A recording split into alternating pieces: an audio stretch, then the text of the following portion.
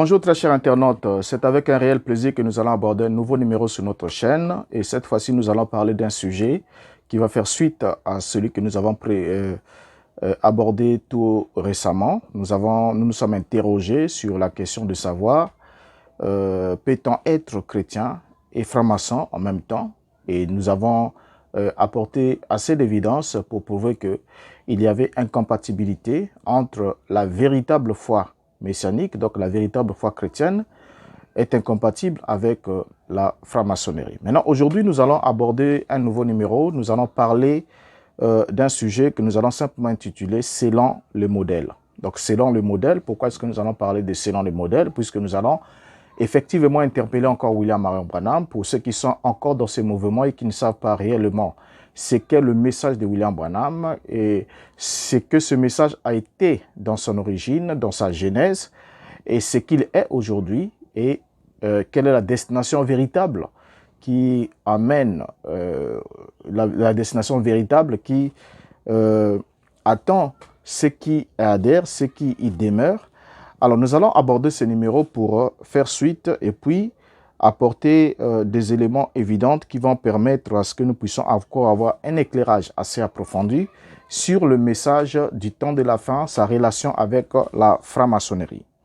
Nous savons que la franc-maçonnerie est née dans les îles britanniques au début du XVIIe siècle, donc pratiquement du XVIIIe siècle, excusez-moi, et nous avons noté ensemble avec vous que la franc-maçonnerie moderne s'est donnée rapidement des lieux de réunion discrètes qui ont permis à ce que cette dernière puisse avoir des points de rassemblement et autres, ce qui n'était pas à l'origine, mais avec le temps, ils se sont donné des lieux de réunion qui étaient discrets au début.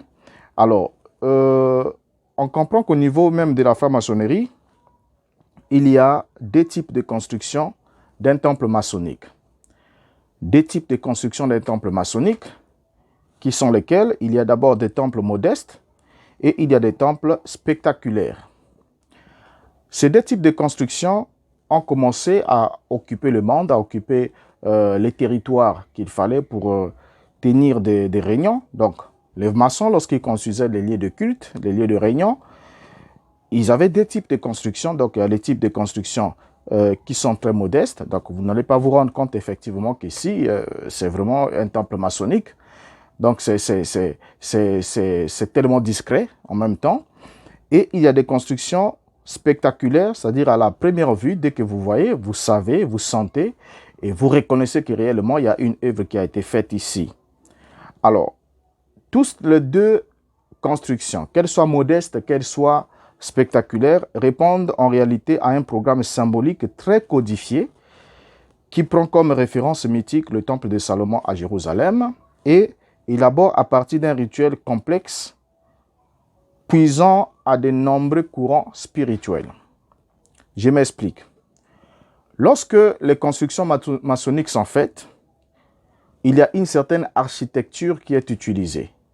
Même l'architecture des bâtiments maçonniques est un langage, parce que tout commence dans la maçonnerie, tout est symbolique, tout a une signification. Chaque signe, chaque chose qui est placée, chaque position, chaque élément a sa raison d'être. Donc, ce qui n'a pas de raison d'être là ne sera pas là. Donc, ils ne font pas des choses juste parce qu'ils veulent le faire, mais tout a une signification. Tout a un signe parce que tout est en quelque sorte un symbole.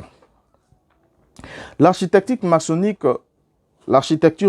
part des temples égyptiens, pour commencer, ou encore des temples assyriens, à la tradition classique conçue comme un modèle idéal et universel, passant par les cathédrales médiévales, jusqu'à ce qu'on arrive à l'époque actuelle ou encore au modernisme. Alors, pour devenir ce qu'elles sont aujourd'hui. Notons que chaque époque, chaque pays, chaque obédience maçonnique, chacun des courants maçonniques contribue à créer un panorama architectural qui répond à leurs exigences et qui permet à ce que ces derniers puissent envoyer aussi un message vers les autres. Dès que quelqu'un qui est de la même obédience ou de la même loge voit un bâtiment par ses structures, par sa construction, quel que soit ce qui est mis devant, quel que soit le nom ou la désignation, il peut facilement repérer leur loge, il peut facilement repérer leur bâtiment. Pourquoi est-ce que nous voulons parler de selon le modèle? Parce que nous nous souvenons que, étant en Égypte, Moïse, qui a été appelé à sortir les enfants d'Israël de l'Égypte, lorsqu'il est arrivé au pied de la montagne de Sinaï, Moïse qui avait bien effectivement vécu en Égypte, mais lorsqu'il est arrivé à ce que Dieu lui donne l'ordre de construire le tabernacle, Dieu ne le laissa pas se débrouiller tout seul pour construire le tabernacle selon ses désirs ou selon sa conception. Mais Dieu lui fixa aussi un plan. Dieu lui donna un plan sur la construction du tabernacle, comment est-ce qu'il devait être, quelles sont les dimensions, et même les objets qui doivent y être placés ont été inspirés par Dieu. Tout ce qui se retrouvait dans le tabernacle ne se retrouvait pas par hasard, mais répondait à une instruction. Voilà pourquoi on peut lire dans la Bible, Exode chapitre 25, le verset 40 qui nous dit « Regarde et fais d'après le modèle qui t'est montré sur la montagne. » Donc le modèle est montré à Moïse sur la montagne et ce dernier devait alors reproduire le modèle. Donc le tabernacle terrestre que Moïse avait construit était une reproduction ou une imitation du tabernacle céleste qui lui a été montré sur la montagne, qui était une illustration, une préfiguration de Christ, de son incarnation bien sûr. Alors, comme Dieu a donc donné le plan ou la forme selon laquelle le tabernacle doit être construit à Moïse, ainsi, de la même manière, il avait aussi donné les doctrines selon lesquelles l'Église chrétienne devrait être aussi modelée. Parce que la construction dans l'Ancien Testament ou dans la Première Alliance était une construction physique, mais dans la Nouvelle Alliance, la construction est spirituelle. Donc les matériaux deviennent différents. Parce que là-bas, il y avait des matériels. Les matériaux étaient naturels, il y avait des pierres, il y avait des bois, il y avait tous ces éléments-là, des pierres, des métaux, des pierres précieuses, ainsi de suite. Mais lorsqu'on arrive dans la Nouvelle Alliance, Dieu aussi donne aux apôtres la doctrine qui devait modeler l'Église. Donc, les constructeurs qui devaient construire l'Église, qui devaient bâtir le corps de Christ, devraient se tenir fermement à cette forme de mots très solides, de la même manière que Moïse s'est tenu fermement à ce que Dieu lui avait donné comme instruction pour construire, de la même manière aussi les apôtres, au niveau de l'Église chrétienne, devaient s'en tenir à la doctrine apostolique pour aussi bâtir. Donc, construire un édifice céleste et le construire selon la révélation qui a été donnée par Dieu. Autant il a donné à Moïse, autant il a donné aux apôtres qui ont posé le fondement, et la pierre angulaire dans l'Ancien Testament devient le Seigneur Yeshua HaMashiach dans le Nouveau Testament. Alors, la construction est ainsi faite. Or, la construction de l'Église est une construction spirituelle. Ça, nous le savons, on n'a pas besoin de le rappeler. C'est une construction spirituelle et son modèle est alors un modèle doctrinal. Donc, le modèle, l'Église doit être construite selon le modèle de la révélation donnée aux apôtres. La révélation de Christ, la révélation du mystère caché dans tous les temps, qui a été révélée. C'est sur ce modèle-là que devait être construite la véritable Église. Alors, c'est plus tard que les bâtiments ou lieux de culte ont commencé à être construits, notamment par l'Église catholique romaine, qui a été la première à bâtir des édifices dédiés au culte, ou encore à convertir les anciens temples réservés au culte des idoles, tout ça là, à les convertir pour en faire des basiliques ou encore des églises, des temples, ainsi de suite.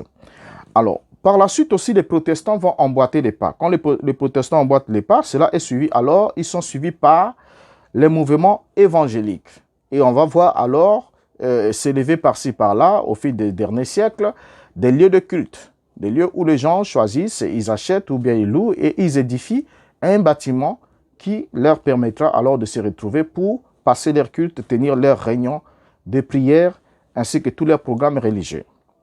Alors, nous allons ici, ensemble avec vous, dans cet élément que nous avons abordé, nous allons prendre l'architecture de Shiners. Nous allons prendre l'architecture de Shiners pour établir une comparaison avec celle du Branham Tabernacle, et notamment voir pourquoi il y avait un rapprochement, s'il y a lieu, bien sûr, entre William Marion Branham et les Shiners. Or, le Shiners, pour commencer, voilà leur logo. Le logo de Shiners est là.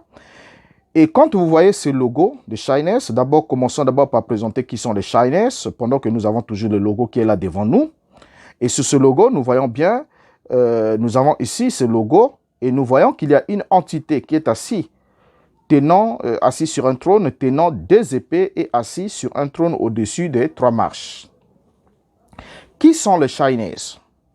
Les Shiners, comme nous l'avons dit, on les rappelle encore, les Shiners sont définis comme étant un ordre arabique ancien des nobles du sanctuaire mystique.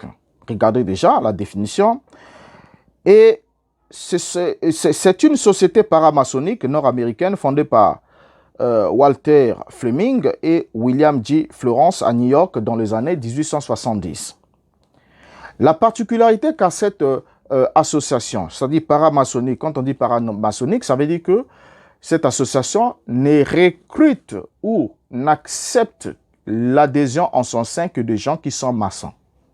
Donc, si vous n'êtes pas maçon, vous n'êtes pas franc-maçon, vous ne pouvez pas adhérer à la société de Shiners, à cette organisation maçonnique. Donc, elle est paramaçonnique, de Shiners. Donc, elle rassemble les maçons qui sont déjà au niveau du 3e degré. C'est ça la particularité qu'avaient les Shiners ou qu'a les Shiners.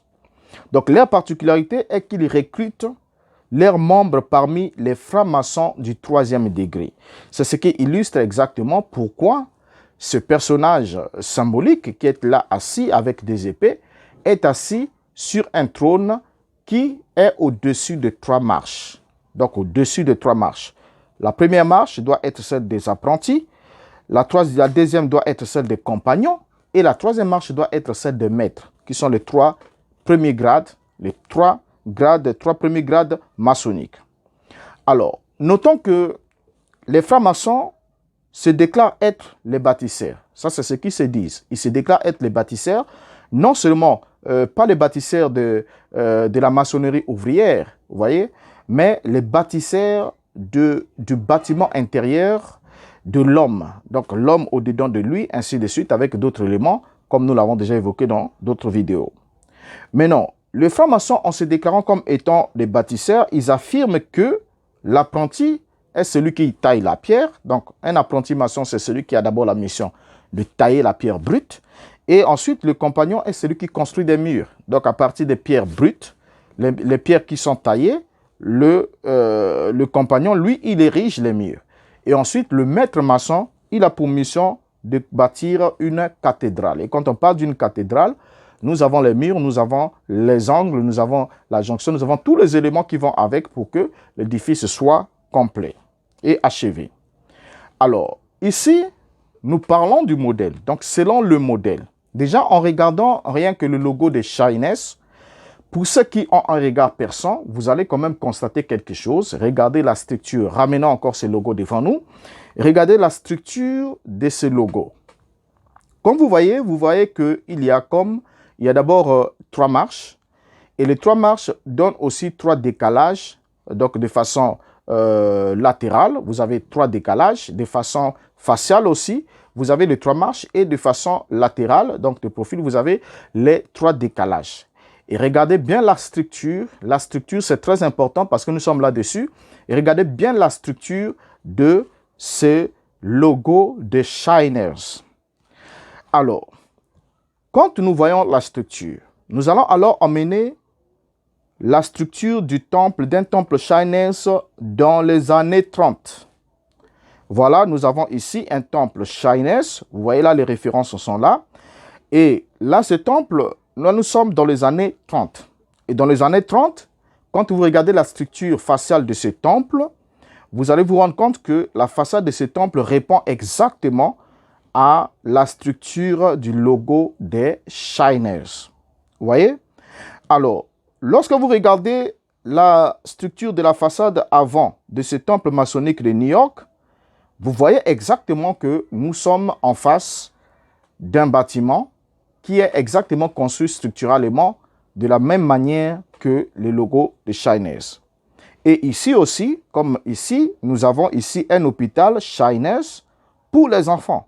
Regardez bien la structure de la façade avant du bâtiment. Vous voyez bien que nous avons les 3 marches qui sont là, éludées. Et les 3 marches nous permettent de comprendre que nous sommes là dans la reproduction d'une architecture de Shiners dans ses débuts. Donc, exactement selon la représentation de son logo. C'est un message qui s'envoie. Alors, ce qui est très curieux dans cette affaire est que lorsque William Marion Branham a quitté Royce Davis et que Ray Davis, son église, avait brûlé, nous voyons William Branham commençant l'œuvre, comme nous l'avons vu dans la vidéo précédente, avec les membres de l'église de Roy Davis, qui était son pasteur, son initiateur, celui qui l'a entraîné dans le premier pas dans le christianisme, dans la chrétienté, celui qui l'a entraîné dans la prédication, celui qui l'a entraîné dans l'enseignement, dans la doctrine, celui qui l'a même baptisé prétendument du Saint-Esprit selon ses propres dires et ses propres témoignages. Royce Davis, qui était un Ku Klux Klan, comme vous le savez. William Branham récupérant alors les membres de l'assemblée de Roy Davis qui venaient de brûler. William Branham commence une œuvre. Quand William Branham commence une œuvre, la toute première œuvre de William Branham se dénommait bien Tabernacle Pentecôtiste. Vous voyez bien, regardez bien sur cette affiche de journal. Il est bien signifié ici, le nom du tabernacle, ce n'est pas Branham Tabernacle, mais c'est le Tabernacle Pentecôtiste et avec comme pasteur le révérend William Branham. Donc, il était pasteur du tabernacle pentecôtiste avant que cela devienne le Branham Tabernacle. Mais ce qui nous intéresse dans toute cette affaire, c'est quoi? C'est d'abord le fait que le tabernacle pentecôtiste de Branham a été lui aussi construit selon le modèle d'un temple maçonnique de Shiners, notamment de Shiners. Et regardez, là nous avons les plus vieilles, les plus anciennes images de la construction de ce bâtiment. Et vous pouvez les regarder bien, les briques sont encore à découvert, il n'y avait pas encore de l'enduit. Et regardez bien la structure de ce temple, regardez bien la structure, vous allez vous rendre compte que nous sommes là en face d'un bâtiment qui est curieusement identique au bâtiment maçonnique. Donc au bâtiment de Shiners, nous avons la même structure, vous voyez, nous avons exactement la même structure quand vous voyez d'un côté et de l'autre, nous avons exactement la même structure. Là, nous sommes avec le Branham Tabernacle dans ses débuts. Nous sommes là autour des années 40, autour des années 40. Et là, le tabernacle est là, la photographie est là. Alors, quand on regarde, nous comprenons alors que nous sommes en face d'une structure. Et la structure ici nous permet de comprendre que on est en face d'un bâtiment qui est construit selon un modèle, mais le modèle de référence de William Marion Branham était un modèle maçonnique, notamment des Shiners. Vous voyez bien la structure du Branham Tabernacle. Nous sommes ici dans les années, et ici, alors par la suite, nous sommes dans les années 50. Et quand on arrive dans les années 50, le tabernacle est là, c'est le même tabernacle avec sa peinture, tout ça là. Mais seulement ce que nous constatons, c'est que le tabernacle porte alors une étoile de 5 branches sur la façade avant. Donc non seulement nous avons la structure des Shiners, la structure de leur bâtiment, mais en plus de cela, nous avons une étoile qui est là à la devanture, une étoile de 5 branches. Là, c'est bien le Branham Tabernacle dans les années 50. Donc la structure des Shiners associée à l'étoile. Or, lorsqu'on regarde bien cette image, on va se rendre compte que cela n'est pas mis par hasard. Parce que, on pourra dire que non, la structure de Shiners, c'est une chose. Peut-être que c'était comme ça qu'il fallait bâtir les bâtiments à cette époque. Ce sera peut-être une raison échappatoire. Mais non seulement ça, ça ne s'arrête pas là. Mais en plus de cela, il y a quoi? Il y a l'étoile à 5 branches sur la façade avant. Et c'est la même étoile qu'on retrouve ici sur l'un des temples maçonniques des Shiners. Vous voyez bien, regardez bien. Regardez, c'est la même étoile, pratiquement la même étoile qu'on retrouve ici sur le temple maçonnique des Shiners. Alors, vous pouvez bien voir la similitude avec cette loge maçonnique. Quand on prend l'image de cette loge maçonnique aussi de ces mêmes années-là, regardez bien le bâtiment de cette loge maçonnique. Et si on enlève seulement les écrits qui sont placés et puis la disposition peut-être de quelques fenêtres et la porte, on croirait exactement qu'on est en face du Branham Tabernacle dans les années 50, les années 60, avant son innovation dans la structure actuelle à partir des années 63. Alors, là déjà, nous sommes dans la structure extérieure. La structure extérieure du Branham Tabernacle nous témoigne, nous inquiète déjà avec rien que ces deux éléments, pour ceux qui savent voir, de comprendre pourquoi William Branham s'est inspiré du modèle maçonnique, le modèle d'une loge, pour construire le bâtiment exactement selon le modèle maçonnique et que faisait cette étoile à 5 branches, là, tout sombre, à 5 branches, placées sur la façade avant de son tabernacle. Or, dans la franc-maçonnerie, tout a un langage, tout a une raison d'être. Même la structure est un message, même l'étoile ou le symbole qu'on y met sont des messages subliminaux, voyez, subliminaux qui sont envoyés pour interpeller ceux qui sont connaisseurs, ceux qui sont déjà initiés, qui comprennent le langage des signes. Et c'est un langage qui leur dit, frères, venez, nous sommes l'un des vôtres, tout comme vous êtes l'un des nôtres. Mais on ne va pas juste s'arrêter là. On va essayer un peu d'entrer à l'intérieur du tabernacle de William Branham dans ses débuts. On va entrer un peu à l'intérieur.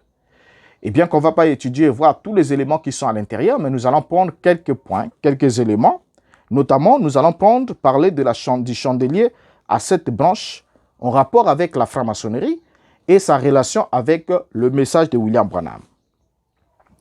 Que savez-vous du chandelier à 7 branches? Parce que dans le message de William Branham, les 7 lettres envoyées aux 7 églises d'Asie mineure sont transformées en 7 messages envoyés aux 7 âges de l'église et représentés sur un chandelier avec 7 représentations et 7 étoiles au-dessus de chaque chandelier et portant alors des noms attribués aux prétendus messagers de cet âge de l'église. Et nous avons déjà démontré par plus d'un numéro combien cette révélation était farfelue et était complètement fausse. Mais là n'est pas ce qui nous intéresse tellement, puisque là, il s'agit juste d'un dessin, d'une image. Vous voyez? Mais ici, nous voulons parler du chandelier à 7 branches en rapport avec la franc-maçonnerie et sa relation avec le message de William Branham. Savez-vous quelle est d'abord la signification du chandelier? Le chandelier ou encore la menorah ou le chandelier à 7 branches est l'un des plus anciens symboles du peuple juif. Sa construction fut prescrite dans le livre d'Exode, dans Exode chapitre 25, le verset 31 à 40, et dans Exode chapitre 37, le verset 17 à 24, et dans Nombre chapitre 8, le verset 4. Nous voyons Dieu instituer à Moïse, donner des instructions à Moïse sur la construction du chandelier. Alors la Bible nous apprend que c'est au mont Sinaï, lors de l'exode des Juifs venant de l'Égypte pour la terre de Canaan, que Dieu demanda à Moïse de réaliser un chandelier en or pur. J'aimerais qu'on souligne cela, en or pur. Le chandelier devait être réalisé en or pur pour témoigner de la relation réciproque entre Dieu et son peuple. Et la lumière du chandelier étant placée dans le lieu saint ne devrait jamais s'éteindre, et le chandelier était ainsi conçu d'une seule pièce en or pur, une seule pièce en or pur composée d'une branche centrale, entourée de 3 autres branches de chaque côté, alignant 7 lampes à huile décorées de boutons de fleurs. Sa forme est inspirée du buisson ardent que Moïse avait vu sur le mont Sinaï. Et nous avons là le chandelier dans sa forme. Et cette forme ici, quand on regarde le chandelier selon sa forme authentique, nous voyons exactement que ce dernier a été conçu selon les descriptions qui ont été données à Moïse. Et d'abord, construit en or. La matière, c'était de l'or. Et en plus de cela, il y avait les 7 lampes et dont on allumait la lampe principale d'abord en premier lieu. Et ensuite, à partir de la lampe principale, on allumait les autres lampes. Lorsqu'on veut avoir l'idée de ce qu'était le chandelier, on peut regarder sur cette image le triomphe de Titus sur l'arc de Titus à Rome, montrant les prisonniers juifs entourés de soldats romains portant la menorah et l'arche de l'alliance, comme vous pouvez le voir ici sur cette image. Vous voyez là, nous avons le chandelier qui a été représenté. Donc là, les Romains, après avoir remporté, donc ils ont représenté leur exploit, l'exploit de Titus sur l'arc de triomphe, en montrant les prisonniers juifs entourés des soldats romains portant la menorah et l'arche de l'alliance.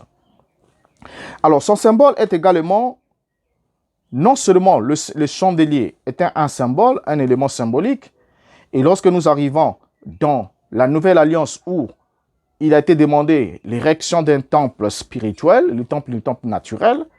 Alors, tous ces objets-là, qui ont appartenu au temple de l'ancien culte hébreu, n'avaient plus une raison physique, littérale, dans l'Église de la Nouvelle Alliance. On ne voit pas les apôtres faire mention d'un chandelier. On ne voit pas les disciples, au fil des temps, faire mention d'un chandelier dans les lieux de culte qui devaient élaborer, parce que ce n'était pas chaque synagogue qui avait un chandelier, ce n'était pas chaque personne qui avait un chandelier, mais les chandeliers ici qui étaient bâtis, qui étaient d'abord conçus en or pur, étaient construits par Moïse et sous l'instruction de Dieu et selon la règle en la matière. Voyez? Donc, à partir de ce moment où nous rentrons dans un culte spirituel, le culte de l'esprit, nous n'avons plus des objets matériels qui soient attachés au culte. Mais qu'est-ce qui se passe alors? Puisque la franc-maçonnerie avait certains syncrétismes de beaucoup de traditions, de beaucoup de philosophies anciennes, et se référant alors au culte hébraïque avec l'érection du temple de Salomon, les objets du temple et tout, la franc-maçonnerie va alors importer en son sein le chandelier à 7 lampes. Son symbole est également couramment utilisé par la franc-maçonnerie, qui affirme prendre aussi des origines dans la construction du temple de Salomon. Ainsi dit, tous les éléments relatifs au temple peuvent être aussi repris dans la franc-maçonnerie. Voyez? Mais en franc-maçonnerie, un chandelier à 3 étoiles, donc trône sur les plateaux du vénérable maître, qu'on doit les rappeler pour ceux qui ne savent pas.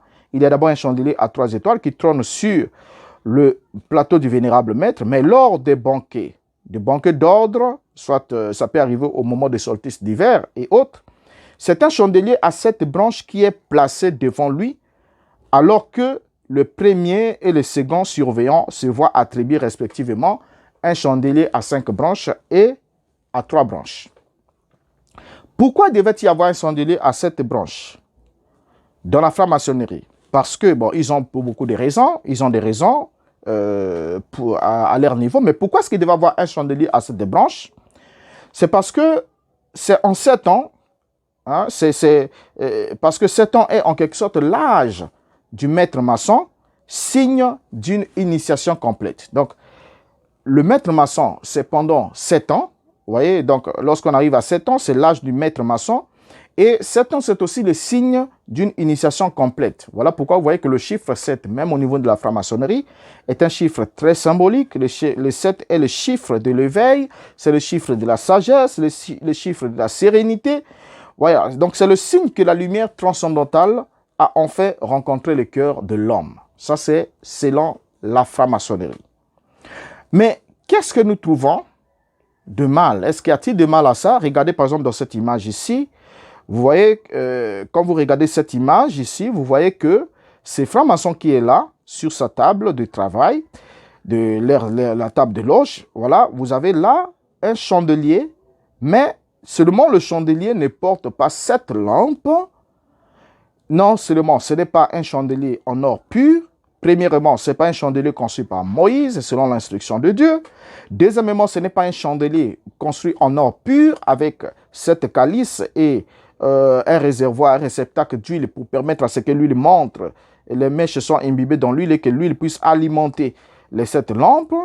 Donc, ce n'est pas un chandelier alimenté par l'huile et l'huile qui devait être traitée, travaillée selon l'instruction de Dieu aussi en même temps. Mais c'est un chandelier qui porte 7 bougies. 7 bougies. Regardez bien ce chandelier, il porte 7 bougies. Or, la bougie comme telle, on n'aura pas peut-être le temps de l'expliquer dans ce numéro. On aura d'autres numéros qui vont parler des caractères ésotériques de la bougie, que chaque fois que la bougie est allumée, nous sommes déjà en face d'un rituel. Que vous le voulez ou pas, que vous le fassiez de façon consciente ou de façon inconsciente, vous êtes en face d'un rituel. Parce que la bougie appelle la bougie à un langage. Non seulement, on voit ici le chandelier avec cette bougie, mais que voyons-nous alors dans cette photo du mariage de la sœur unique de William Branham, appelée Dolores, célébrée par lui dans le Branham Tabernacle? Regardez bien la photo, voilà. Nous avons ici la photographie faite à l'occasion du mariage célébré par William Branham de sa sœur, de leur sœur cadette. Mais le constat ici est lequel? C'est que nous avons à gauche comme à droite, nous avons 2 chandeliers portant chacun 7 bougies allumées et plus un crucifix. Vous voyez, là il y a un crucifix, il y a un Jésus sur la croix. Là nous sommes dans le tabernacle de William Branham. Nous avons la croix avec Jésus. Nous avons 2 chandeliers de 7 lampes, donc 2 chandeliers de 7 branches alimentés par 7 bougies qui fondent. 7 bougies, exactement comme ce que nous voyons dans les loges maçonniques. Alors, le chandelier de menorah, dans une loge de franc-maçonnerie illuminée sombre, montre qu'on est dans le temple d'une communauté religieuse franc-maçonnique.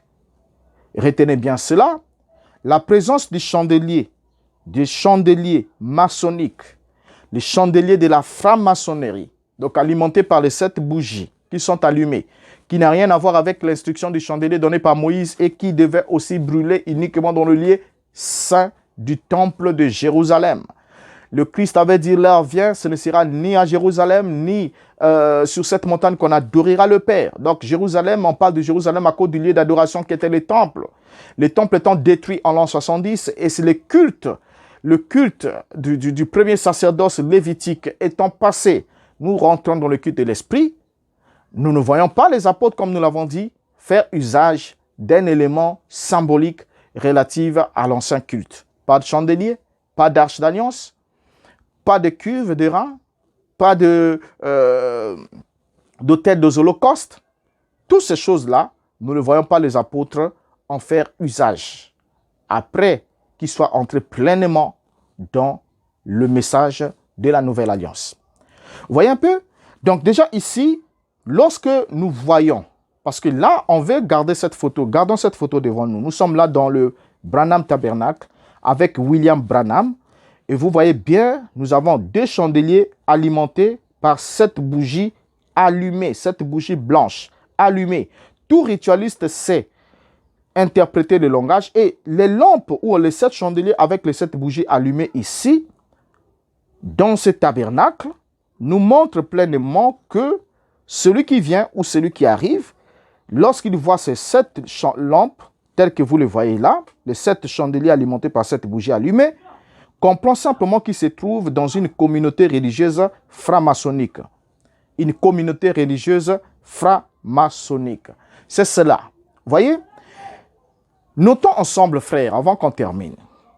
Une loge avec des signes et des symboles religieux n'en demeure pas moins du tout une loge. Parce que vous allez dire, non, mais écoutez, depuis quand les francs-maçons ont fabriqué des croix, la croix c'est un symbole chrétien, c'est faux. On n'a pas vu les apôtres sculpter des croix avec Christ en fonte ou en argent ou en or ou en métal ou en bois et les placer sur une croix, sinon ils en auraient fait référence. Voyez, lorsque Paul en demande à Timothée de lui apporter les objets relatifs au service occulte, nous l'entendons dire « Emmène-moi mon manteau, emmène-moi les livres, n'oublie pas le parchemin ». Mais il n'a pas parlé des crucifixes, il n'a pas dit « Emmène-moi aussi la croix ou bien une crucifix ou bien voir un ouvrier d'art fabriquer un élément divin, un élément de culte par l'industrie de l'intelligence humaine. » C'est ce que les apôtres n'ont pas fait, c'est ce qu'ils n'ont pas enseigné. Voyez ? C'est ce qu'ils n'ont pas fait avant que l'Église catholique romaine, comme nous le savons, puisse y entrer pour conserver ces cultes d'idoles. Il les a juste attribués des nouveaux titres, des nouveaux noms. Mais gardons toujours le même système, édulcoré des versets bibliques mal placés dans leur posture pour juste faire passer ce qu'ils avaient à faire passer. Donc il n'avait rien à voir avec le véritable et le pur évangile laissé par le Seigneur au travers des apôtres. Donc, une loge maçonnique avec des signes et des symboles religieux n'en demeure pas pour le moins du monde une loge. Ce n'est pas parce qu'on a placé une croix que cela ne sera pas une loge. C'est pas parce qu'on a placé une menorah avec 7 bougies, et puisque dans l'Ancien Testament, il y avait une menorah dans le tabernacle, dans le lieu saint du tabernacle. C'est pas parce que dans l'Apocalypse, on voit Christ, dans la Révélation, marcher au milieu de 7 chandeliers. Pas au milieu d'un seul chandelier avec 7 lampes, mais au milieu de 7 chandeliers, 7 menorahs. Christ marchant de façon symbolique. Nous sommes là de façon spirituelle. Mais on ne voit pas l'usage d'un chandelier dans l'Église chrétienne avant que la franc-maçonnerie ou encore l'Église catholique romaine avec les cierges et beaucoup d'autres éléments de rituels qu'ils ont eu à importer. Mais ici, nous nous retrouvons en face d'une communauté religieuse franc-maçonnique. Une communauté religieuse franc-maçonnique portant en son sein les éléments qui identifient. Donc, non seulement à l'extérieur du Branham Tabernacle, à l'époque de William Branham lui-même, vous pouviez reconnaître la structure d'un temple, d'une loge maçonnique, comme nous avons comparé ici en mettant côte à côte. Voilà, là, vous avez d'un côté le Branham Tabernacle et de l'autre côté, vous avez la loge maçonnique. Vous voyez exactement la même structure. Non seulement à l'extérieur, c'est la même structure, non seulement le temple de William Branham, comme ceux de Shiners, portait une étoile au devant d'eux, qui illustrait réellement leur appartenance avec les deux évidences, mais quand on rentre à l'intérieur du temple de William Branham, on retrouve la croix, le crucifix, qui a une place dans la franc-maçonnerie, qu'on aura le temps de décortiquer dans une autre vidéo, puisque Branham me dit, vous les maçons qui êtes ici, vous connaissez les signes de la croix, vous savez ce de quoi je parle. Nous en avons parlé, on a effleuré cela dans l'autre vidéo. Donc, le fait que nous ayons ces éléments, qui sont liés à un culte maçonnique d'un temple déiste, donc un temple qui croit en Dieu, un temple qui importe des symboles chrétiens, mais qui demeure pour autant, pas moins, le moins du monde, un temple maçonnique. Pourquoi? Parce que c'est une communauté religieuse franc-maçonnique. C'est ça le terme, communauté religieuse franc-maçonnique. Donc on est dans un temple, le temple d'une communauté religieuse franc-maçonnique. Pourquoi? Parce que la structure extérieure, c'est cela. Et même la constitution intérieure du lieu de l'autel, comme on l'appelle, la chaire l'estrade, répond exactement au principe d'une loge. Et comme vous voyez même dans certains tabernacles de Branham, vous voyez la pyramide gravée sur la chaire, c'est exactement le modèle de la pyramide, donc le compas et l'équerre, puisque nous sommes au niveau de l'église. Et si on met le compas et l'équerre, on comprendra facilement. Donc, on le remplace par la pyramide qui illustre exactement qu'il y a la figure qui est la représentation, le produit de l'instrument de mesure. Parce que pour tracer une pyramide ou un triangle, vous devez vous servir du compas et vous devez vous servir de l'équerre. Donc, lorsque la pyramide est déjà là, ça veut dire nous sommes là en face de la production déjà d'une œuvre maçonnique. Donc, du coup, le tabernacle de William Branham, au tout début, Branham ne s'est pas caché, il avait déjà envoyé des signaux.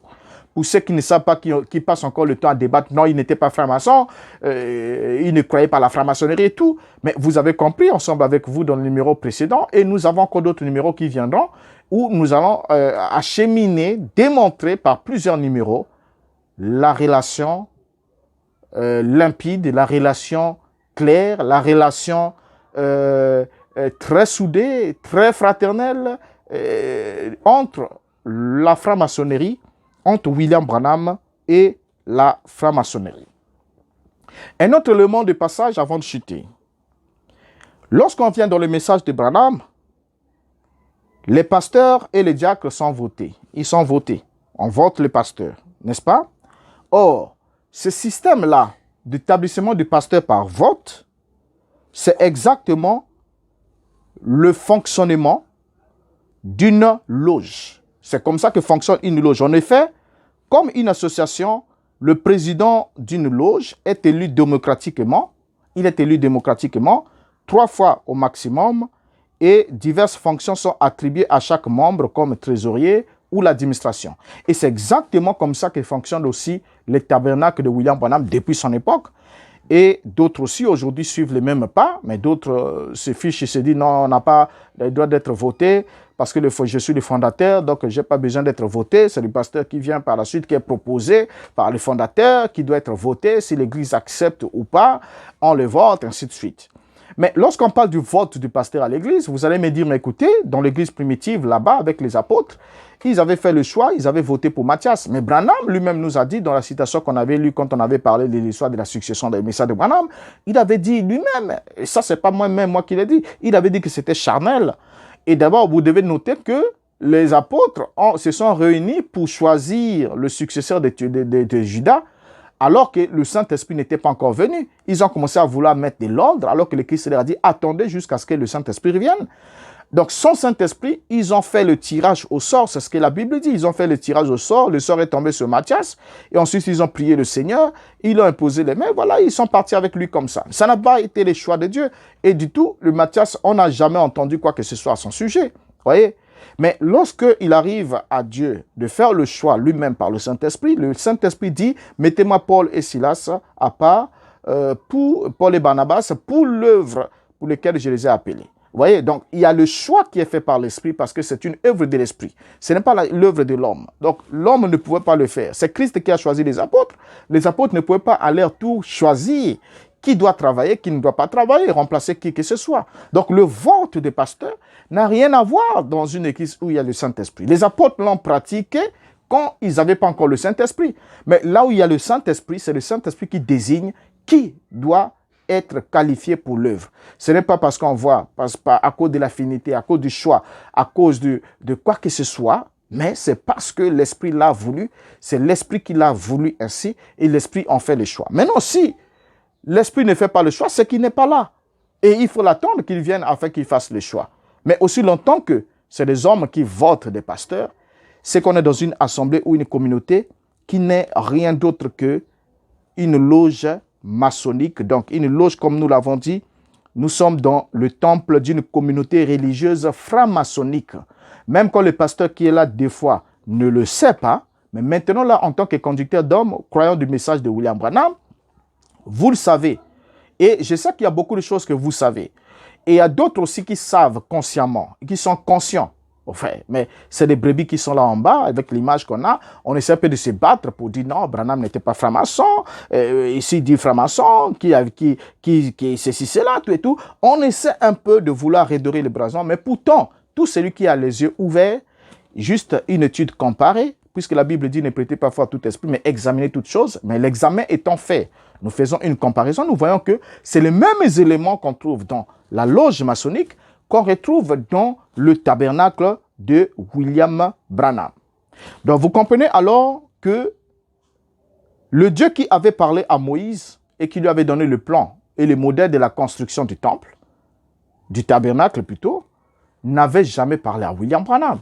Il n'avait jamais parlé à William Branham. Et William Branham, lui, de son côté, a construit un édifice naturel selon le modèle déjà d'édifice existant, selon la structure d'édifices existants dans le monde pratiquement occulte, maçonnique et autres.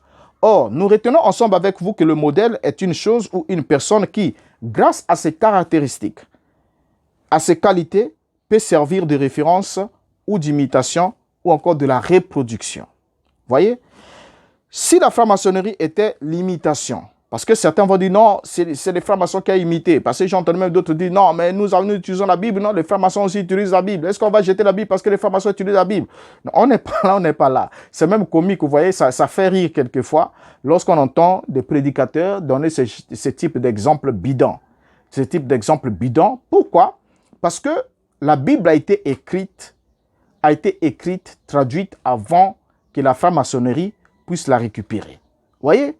Les francs-maçons l'ont récupéré et ils en ont donné une autre connotation. Ils ont d'autres éléments qui les intéressent là-dedans. Ils ont certains versets qui les intéressent. Ils peuvent prendre la marche dans la lumière, ils peuvent prendre ceci, cela, et ainsi de suite.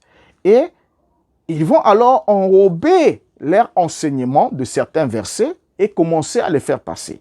Comme ce que nous allons voir dans la vidéo qui suivra, lorsqu'on va parler de la pierre de fête et la pierre angulaire, vous allez comprendre. Et de l'importation aussi des enseignements maçonniques dans le message de William Branham, vous comprendrez. Ça, c'est les numéros qui vont venir par la suite. Ne manquez pas de vous abonner sur la chaîne si ce n'est pas encore fait pour que vous soyez tenus à jour. Alors donc, si la franc-maçonnerie était l'imitation, selon vous, donc ça veut dire que Branham devrait les précéder dans toutes ces choses. Branham devait les précéder, n'est-ce pas? Mais c'est tout le contraire. C'est eux qui ont précédé. Or, entre l'imitateur et l'original, c'est l'original qui commence et l'imitation vient ensuite. Mais or, les francs-maçons ont commencé et Branham est venu. Les francs-maçons ont établi leur logo, les Shiners. Branham est venu, il a récupéré la construction de son bâtiment exactement à l'image de la structure des Shiners. Exactement comme certaines loges Shiners étaient construites. Ils ont placé l'étoile. Branham, connaissant la signification, a aussi placé l'étoile au devant de son tabernacle. À l'intérieur, ils ont le chandelier avec 7 bougies allumées pendant leur séance. Certaines de leurs séances. Et Branham aussi fait rentrer le chandelier avec 7 bougies allumées. Ils ont aussi la croix. Branham aussi fait entrer la croix. Ils ont des photographies, des images, des sculptures et tout ça là, tablissant les murs. Branham aussi fait la même chose. Il met des images, des peintures d'Hoffmann. Il met des peintures de je ne sais pas de quel Jésus, des peintures de... Il avait plusieurs Jésus qu'il mettait par-ci, par... Donc vous voyez mes chers amis, si la franc-maçonnerie était l'imitation, Branham devait en quelque sorte les précéder. Mais c'est tout le contraire. Branham a tout fait selon le modèle de la franc-maçonnerie et le modèle occulte. Alors, ce qui sous-entend que, en imitant, en reproduisant exactement ce que était la structure maçonnique des Shiners et ainsi que leur constitution intérieure de loge, Branham a simplement voulu montrer à ceux qui étaient déjà initiés que le temple maçonnique était une communauté, le temple plutôt de William Branham, n'était rien d'autre qu'une communauté religieuse franc-maçonnique. Qu'importe ce que les gens peuvent dire par la suite, et vous allez comprendre pourquoi le message de William Branham avait pratiquement importé plusieurs éléments franc-maçonniques en son sein. Or, que nous dit la Bible? Pour terminer, la Bible nous dit dans 2 Corinthiens chapitre 6, le verset 15 jusqu'au verset 18, ce qui suit, nous allons lire. Quel rapport y a-t-il entre Christ et Bélial? Ou quelle part a le fidèle avec l'infidèle? Quel rapport y a-t-il entre le temple de Dieu et les idoles? Car nous sommes le temple du Dieu vivant. Comme Dieu l'a dit, j'habiterai et je marcherai au milieu d'eux. Je serai leur Dieu et ils seront mon peuple. C'est pourquoi sortez du milieu d'eux et séparez-vous, dit le Seigneur. Ne touchez pas à ce qui est impur et je vous accueillerai. Je serai pour vous un père et vous serez pour moi des fils et des filles, dit le Seigneur Tout-Puissant. Donc on comprend alors par ces versets que c'est un appel à vous qui êtes encore enfermés dans ce système, dans le mensonge, dans cette communauté, dans cette communauté religieuse franc-maçonnique, de comprendre que le Seigneur vous appelle à sortir de là. C'est l'affaire de votre âme parce que personne ne sera avec vous devant le Seigneur quand vous devez rendre compte de l'administration de votre vie. Et ne dites pas que vous n'avez pas été averti parce que tout est là pour vous montrer. Puisque le Seigneur l'a dit, on reconnaît l'arbre par ses fruits. Et les fruits du message de William Branham vous rendent exactement témoignage que ces derniers étaient une communauté religieuse franc-maçonnique. Alors, je vous prends congé et vous donne rendez-vous pour un prochain numéro où nous parlerons de la pierre angulaire et de la pierre des fêtes. Ces deux pierres, ces deux langages, est-ce qu'il s'agirait de la même chose ou s'agirait-il de deux choses différentes? Ne manquez surtout pas de vous abonner si ce n'est pas encore fait. Partagez la vidéo, likez, laissez un commentaire et apportez-nous aussi vos contributions en commentaire, que ce soit votre soutien logistique, en prière. D'une manière ou d'une autre, cela permettra à ce qu'on puisse aller plus loin pour arracher davantage plusieurs âmes au danger qu'est le mensonge du temps de la fin, le message de William Branham. Alors, je vous donne rendez-vous pour un prochain numéro et vous dis au revoir et merci pour votre patience. Que le Seigneur vous bénisse.